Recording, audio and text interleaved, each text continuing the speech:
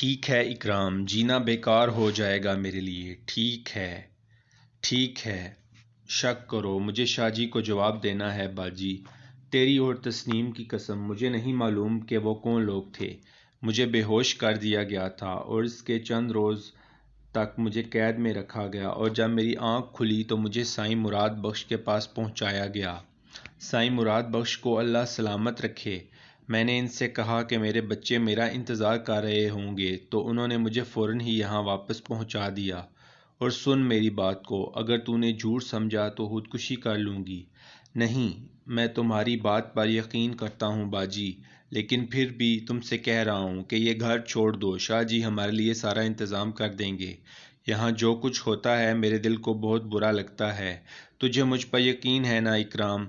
میں ایک بار پھر تیری اور تسنیم کی قسم کھا کر کہتی ہوں کہ ایک مجبوری مجھے یہاں روکے ہوئے ہے، وگرنہ کسی کی مجال نہیں کہ میرے پیروں میں بیڑیاں ڈال دے۔ میں جب چاہوں گی گھر چھوڑ دوں گی۔ کچھ وقت گزر جانے دے، جب آس کے سارے چراغ بجھ جائیں گے تب میں تیرا ساتھ، تیرے ہاتھ پکڑ کر میں یہاں سے کہیں دور چل پڑوں گی۔ نہ جانے کیوں یہ آس کے چراغ نہیں بجھتے۔ ایک شمع روشن ہے، ہر طرف سے ہواؤں کے جھکڑ چلتے ہیں، مگر یہ شمع جل رہی ہے۔ پتہ نہیں کب تک جلتی رہے گی۔ لیکن ایک بات تو بتاؤ مجھے باجی، اگر تمہیں یہاں بہت دیر لگی تو تسنیم کا کیا ہوگا؟ کیا ننھو اسے وہ سب کچھ بنانے کی کوشش نہیں کرے گی جو اس نے تمہیں بنا دیا ہے؟ ایک بات یاد رکھنا باجی، اگر میری تسنیم کی طرف کسی نے آنکھ اٹھا کر بھی دیکھا تو ان آنکھوں کو دوبارہ کچھ دیکھنے کے قابل نہیں چھوڑوں گا۔ اکرام کا چہرہ تمتمانے لگا اور کوثر جہاں وارفتہ نگاہوں سے اسے دیکھنے لگی۔ پھر وہ آہستہ سے اپنی جگہ سے اٹھی اور الماری میں رکھی ہوئی کاجل کی ڈبیا اٹھائی، اس کا ڈھکن کھول کر انگلی چٹوائی اور کاجل کا کالا ٹیکا اکرام کے رخسار پر لگا دیا۔ یہ تمتماتے ہوئے گلابی رخسار اسے دنیا کا سب سے حسین منظر محسوس ہوتے تھے۔ پھر اس نے آگے بڑھ کر اس کا سر اپنے سینے سے لگا لیا اور بولی، تسنیم تیری امانت ہے، جس دن وہ اپنے پیروں سے چلنے کے قابل ہو جائے گی اسے اپنے ساتھ لے جانا۔ میں تجھے کبھی منع نہیں کروں گی، اور ہو سکتا ہے میں بھی تیرے پیچھے پیچھے چل پڑوں۔ جیتی رہوں تو میری مرضی سے لے جانا۔ اگر اس دنیا میں مجھے نہ پائے تو اپنی تسنیم کو اپنے گلے سے سینے سے لگا کر رکھنا، بھلا اسے تجھ سے کون چھین سکتا ہے؟ اکرام خاموشی سے یہ سب کچھ سن رہا تھا۔ پھر اس نے کہا، باجی شاہ جی مجھ سے یہ سب کچھ پوچھیں گے، میں انہیں کیا بتاؤں؟ نہیں تم نہیں، میں خود بتاؤں گی، میں خود ان سے کسی وقت ملوں گی، کوثر جہاں نے جواب دیا۔ کوثر جہاں اپنا وعدہ نبھانے چل پڑی۔ شاہ جی کے پاس جانے کے لیے وہ تیاریاں کر رہی تھی کہ شمشیرہ بیگم اس کے پاس پہنچ گئیں۔ کہیں جا رہی ہو کا؟ ہاں اماں، رستے میں ٹوکا نہ کریں۔ ٹھیک ہے، اب ہماری یہ قدر ہو گئی کہ ہم کوئی سوال بھی نہ کریں۔ شاہ جی کے پاس جا رہی تھی، کوثر جہاں نے سرد لہجے میں کہا۔ کیا رب نواز کے پاس؟ ہاں اماں۔ کیوں؟ یہی تو آپ کی بری عادت ہے، سوال پر سوال کیے جاتی ہیں۔ میں کون ہوں تمہاری؟ کبھی دل میں سوچا ہے؟ کیا سارے رشتے ختم کر دیے؟ اماں جاتے وقت میں ان بیکار باتوں کا کوئی جواب نہیں دینا چاہتی، کوثر جہاں نے کہا، اور غصے سے پاؤں پٹکتی ہوئی سیڑھیاں اترنے لگی۔ اسے اندازہ تھا کہ شمشیرہ بیگم تو شاہ جی کے نام سے ہی بل کھاتی ہیں۔ بہرحال گلی سے گزر کر شاہ جی کے ڈیرے پر پہنچ گئی۔ کنڈی بجائی تو کسی نے دروازہ کھول دیا۔ شاہ جی کو بتائیے کہ کوثر جہاں آئی ہے۔ اجازت مل گئی اور اسے شاہ جی کے پاس پہنچا دیا گیا۔ اوہ ہو، کوثر جہاں بیگم، آئیے آئیے، کہیے کیسے مزاج ہیں آپ کے؟ اکرام کہاں ہے؟ اسکول میں داخل کرا دیا ہے اسے، پڑھنے گیا ہوا ہے۔ آپ بتائیے کیسے آنا ہوا؟ میں نے اطلاع کرائی تھی کہ میں حاضری دینا چاہتی ہوں۔ ہاں پتہ چل گیا تھا۔ کہیے ہمارے لائق کو خدمت۔ ویسے تو آپ نے مجھ پر احسانات کے اتنے بوجھ لاد دیے ہیں کہ میں آپ کا شکریہ ادا کرنے کے قابل نہیں رہی ہوں۔ آپ کا شکریہ ادا کرنا بیکار ہے کوثر جہاں بیگم، ہم نے تو اپنا کام کیا ہے، آپ کا اور ہمارا کوئی حساب نہیں بنتا۔ فراخ دلی ہے آپ کی، جو عنایتیں آپ مجھ پر کر رہے ہیں بھلا انہیں کیسے بھول سکتی ہوں؟ خیر باتیں تو ہمیشہ آپ کی اچھی ہی ہوتی ہیں شاہ جی، میں نے ہمیشہ آپ کا بڑا ہی احترام کیا ہے، لیکن میں نے ہمیشہ یہ بھی محسوس کیا ہے کہ آپ کا دل کبھی میری طرف سے صاف نہیں ہوا۔ ہمارے دل میں تمہاری طرف سے کوئی بات نہیں ہے کوثر جہاں بیگم۔ کیا یہ نہیں ہو سکتا کہ میرے لیے بھی آپ کے دل کا کوئی گوشہ اسی طرح نرم ہو جائے جس طرح اکرام کے لیے ہوا ہے۔ کوئی کام ہو تو ہمیں بے دھڑک بتائیے۔ نہیں، بس آپ کی آنکھوں میں اپنے لیے تھوڑی سی عزت چاہتی تھی۔ عزت؟ شاہ جی کا موڈ ایک دم خراب ہو گیا۔ ان کے لہجے میں تلخی آ گئی اور وہ بولے، عزت حاصل کی جاتی ہے کوثر جہاں بیگم، خود بخود نہیں ملتی۔ عزت کے لیے لڑنا پڑتا ہے۔ مسائل سے عیش و عشرت کی زندگی تو بڑی آسانی سے حاصل ہو جاتی ہے، اس کے لیے عزت کو ہی قتل کرنا پڑتا ہے، ان تمام احساسات کو قتل کرنا پڑتا ہے جو آگے بڑھ کر عزت میں منتقل ہو جاتے ہیں۔ آپ طوائف کے کوٹھے پر پیدا ہوئی ہیں، آپ نے وہی سب کچھ سیکھا ہے، لیکن بدنصیبی سے اکرام بھی آپ ہی کے گھر پیدا ہوا ہے۔ مجھے معلوم ہے کہ آپ شمشیرہ بیگم کی بیٹی ہیں اور آپ کی بیٹی تسنیم ہے۔ تسنیم بڑی ہوگی، اس کا مستقبل ابھی سے تعمیر ہونا شروع ہو گیا ہے۔ لیکن کیا آپ مجھے اس بچے کے مستقبل کے بارے میں بتا سکتی ہیں؟ اکرام کا کیا مستقبل ہے؟ وہ بھی اسی کوٹھے کی مخلوق ہے۔ زیادہ سے زیادہ آگے بڑھ کر وہ کیا بن سکتا ہے؟ طبلہ بجانے والا، سارنگی بجانے والا یا گلی میں کھڑے ہو کر لوگوں کو اپنی بہن کے گھر کا راستہ دکھانے والا، یہی سب ہے نا اس کا مستقبل؟ بتائیے، یہ کسی بھی اچھے آدمی کی اولاد ہو سکتی ہے؟ اسے اپنے ضمیر کو قتل کرنا پڑے گا اور ضمیر کو قتل کرنے کے بعد ہی یہ جی سکے گا۔ اگر ضمیر زیادہ طاقتور ہوا تو ان حالات سے تنگ آ کر خودکشی کرے گا، ورنہ پھر ضمیر کی موت کے بعد ہی جی سکتا ہے۔ آپ مجھے بتائیے کوثر جہاں بیگم، کبھی آپ نے ایک ماں بن کر اپنی بیٹی کے ساتھ ساتھ اپنے بیٹے کے بارے میں بھی سوچا؟ مجھے جواب چاہیے۔ یہ تن آسانی کی زندگی جو گا بجا کر آپ کو حاصل ہو گئی ہے، کیا آپ کے بیٹے کو بھی کچھ دے سکتی ہے؟ بیٹی تو آپ کے مستقبل کا سہارا ہے۔ بیٹا بے مقصد، میں آپ کی عزت کر سکتا ہوں، میرے دل کے گوشے آپ کے لیے نرم ہو سکتے ہیں، مگر شرط یہی ہے کہ آپ کے اپنے دل کے گوشوں میں بھی کوئی نرمی پیدا ہو۔ چھوڑ دیجئے اس عیش و عشرت کی زندگی کو، بھول جائیے یہ سب کچھ، کانٹوں میں رہ کر گزاریے، اپنے بچوں کی پرورش کیجئے۔ کوثر جہاں بیگم، ٹھیک ہے کہ طوائف کے کوٹھے پر پیدا ہونا دنیا کی نظر میں ایک گالی ہے، لیکن آپ اپنے حالات کو بدل سکتی ہیں۔ آپ خود سوچ سکتی ہیں، جب سوچنے کے لیے وقت مل جاتا ہے اور دل میں یہ احساسات پیدا ہوتے ہیں کہ عزت کا کوئی مقام کسی کے دل میں پیدا ہو جائے تو اس کے لیے مشکلات سے بھی گزرنا پڑتا ہے۔ آپ اپنی عیش و عشرت کی زندگی چھوڑ دیجئے۔ ہو سکتا ہے کہ آنے والا وقت آپ کو بھول جائے، یہ بات نظر انداز کر دی جائے کہ آپ نے طوائف کے کوٹھے پر جنم لیا تھا، لیکن یہ سب چھوڑنے کے بعد آپ کو پریشانیاں اور مصیبتیں اٹھانی پڑیں گی، در در کی ٹھوکریں کھانا پڑیں گی، اور ایسا کون کرے گا اکرام کے لیے؟ کون کرے گا جبکہ آپ کے سامنے آپ کا مستقبل موجود ہے؟ زبان مت کھلوائیے کوثر جہاں بیگم، ہم ٹھہرے لچے لفنگے آدمی، ہمیں اس بات پر مجبور مت کیجیے کہ ہم اپنی زبان بدل لیں۔ بڑی مشکل سے ہم نے یہ الفاظ بڑی احتیاط سے استعمال کیے ہیں۔ کوثر جہاں کی آنکھوں سے نکلنے والے آنسو رخسار پر لکیریں ڈال رہے تھے، اسے ان کا احساس بھی نہیں تھا۔ بمشکل تمام وہ بولی، میں آپ کے دل میں اپنے لیے کوئی عزت نہیں چاہتی شاہ جی، میں تو شکریہ ادا کرنے آئی تھی کہ خدا نے آپ کو اکرام کا سہارا بنا دیا ہے۔ ہم تو سچ مچ ماں ہو کر اس کے لیے کچھ نہ کر سکے، لیکن اللہ تعالیٰ ہر ایک کے لیے آسمان سے ایک نہ ایک سہارا اتارتا ہے۔ ہم جانتے ہیں کہ آپ ہمارے لیے بہت بڑا ایثار کر رہے ہیں۔ جو کچھ آپ نے کہا، ہم آپ کی ایک ایک بات پر ایمان کی طرح یقین رکھتے ہیں۔ ہماری ایک مجبوری ہے شاہ جی، خدا کے لیے ہمیں اپنی اس مجبوری تک کے لیے معاف کر دیں۔ ایک مشکل ہے ہمارے ساتھ، ایک پریشانی ہے، ورنہ خدا گواہ ہے کہ اپنے اکرام کے لیے کسی چٹائی یا بانس کی بنی ہوئی جھونپڑی میں بھی گزارا کر لیتے۔ تسنیم بھی ہماری زندگی کا دوسرا حصہ ہے، ہم اسے بھی عزت کی زندگی دینے کے خواہش مند ہیں، مگر آپ کی عنایتوں اور خدا کی نوازشوں نے اکرام کو ایک اچھا مستقبل بخش دیا، تو ایک وعدہ ہم آپ سے ضرور کرتے ہیں کہ تسنیم کے پیروں میں گھنگرو نہیں بندھیں گے۔ آپ صاحب اختیار ہیں، خدا نے آپ کو عزت دی ہے، ہم آپ کو اس وقت یہ اجازت دے رہے ہیں کہ اگر کبھی تسنیم کے پیروں میں گھنگرو دیکھیں تو آپ ہمیں اور اسے الٹی چھری سے ذبح کر دیں۔ باخدا ہم آپ کو لکھ کر دے دیں گے کہ ہم نے اس کے لیے آپ کے لیے یہ درخواست کی تھی۔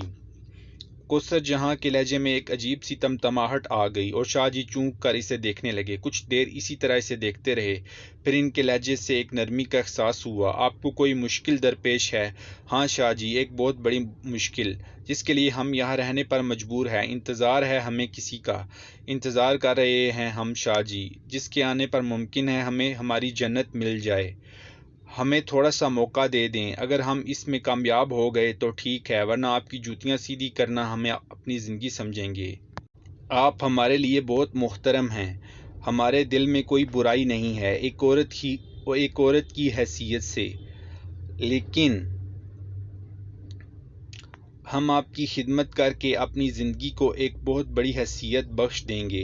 ایک تھوڑا سا وقت درکار ہے ہمیں۔ ایسی باتیں نہ کریں کوثر جہاں بیگم، خیر اکرام کے سلسلے میں ہمیں آپ سے ایک بات کرنی ہے۔ حکم کریں، آپ اسے خود سے دور کر سکتی ہیں؟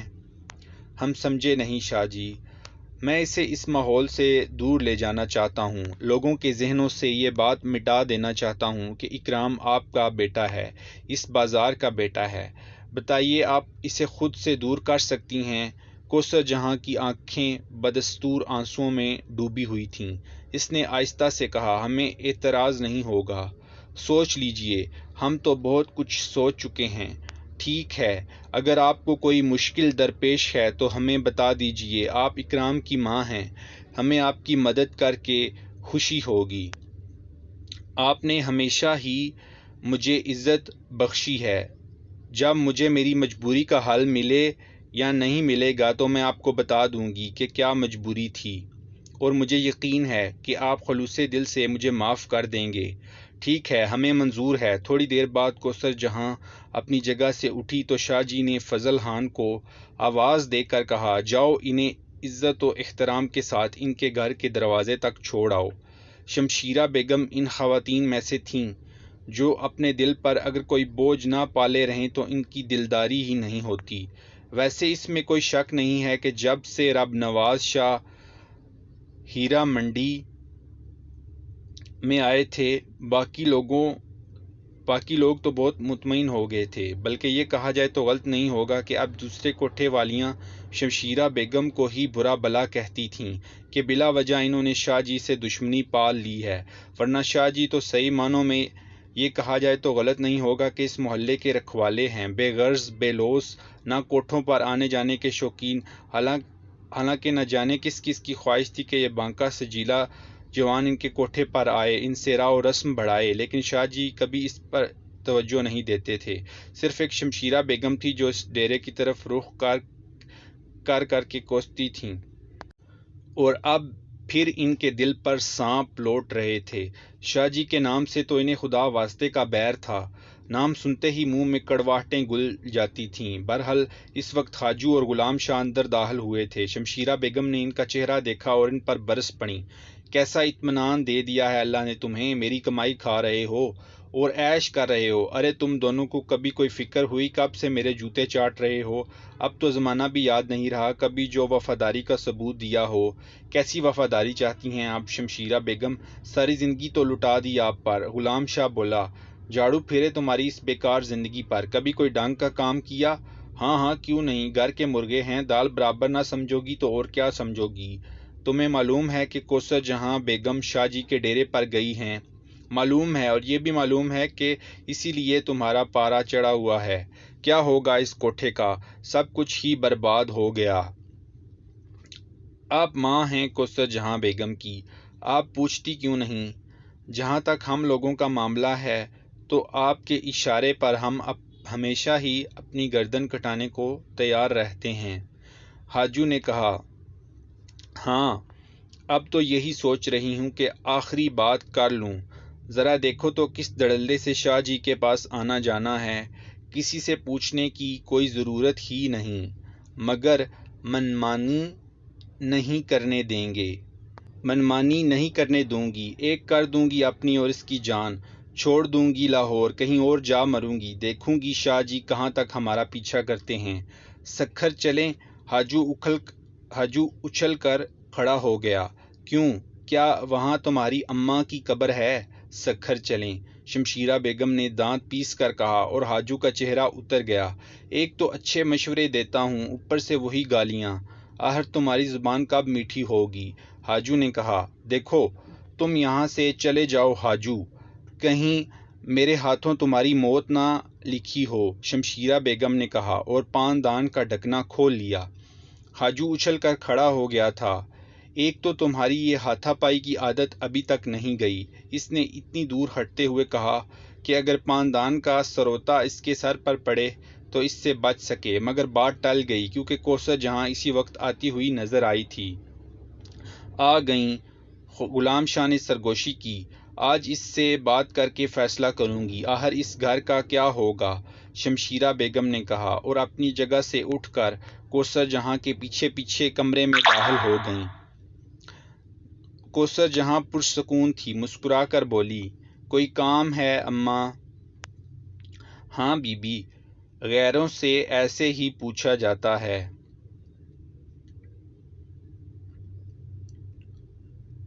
آپ اور غیر؟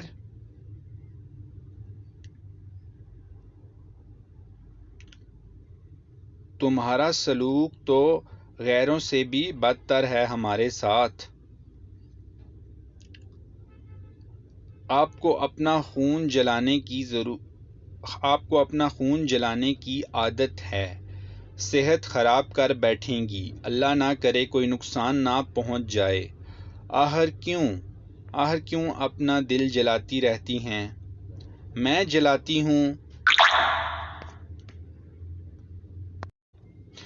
جلاتی ہوں تو پھر تم ماں بیٹے میرا دل جلاتے ہو مل کر۔ اس بیچارے کے پیچھے تو آپ بلا وجہ ہی پڑی رہتی ہیں۔ آپ خود سوچیں، آپ کی اولاد کو کوئی برا بھلا کہے تو آپ برداشت کر لیں گی؟ ارے ہم تو خیر ہیں ہی کون، مگر یہ بتا دو کہ ہم نے اس کے ساتھ کون سی برائی کی ہے؟ تو اس نے آپ کے ساتھ کون سی برائی کی ہے؟ ننو کہہ کر اس کا منہ تو سوکھا جاتا ہے۔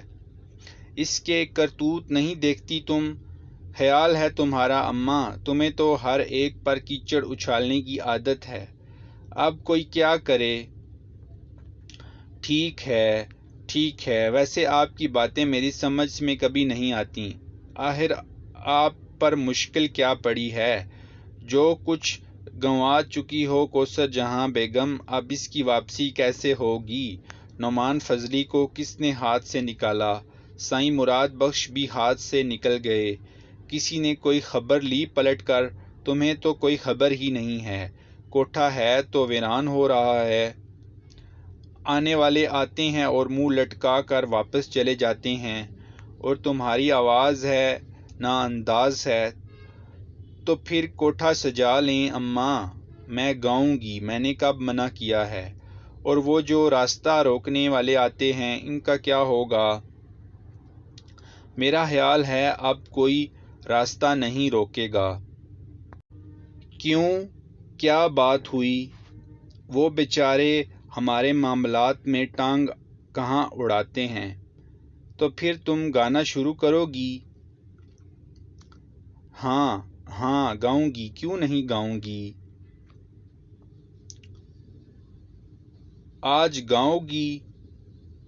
شمشیرہ بیگم نے کہا۔ ہاں ماں، آج بھی گاؤں گی۔ شمشیرہ بیگم کا چہرہ کھل گیا۔ فی الحال اتنا ہی کافی ہے، نئے سرے سے کوششیں کی جا سکتی ہیں۔ ناظرین، نیکسٹ ایپیسوڈ تک کے لیے اللہ حافظ۔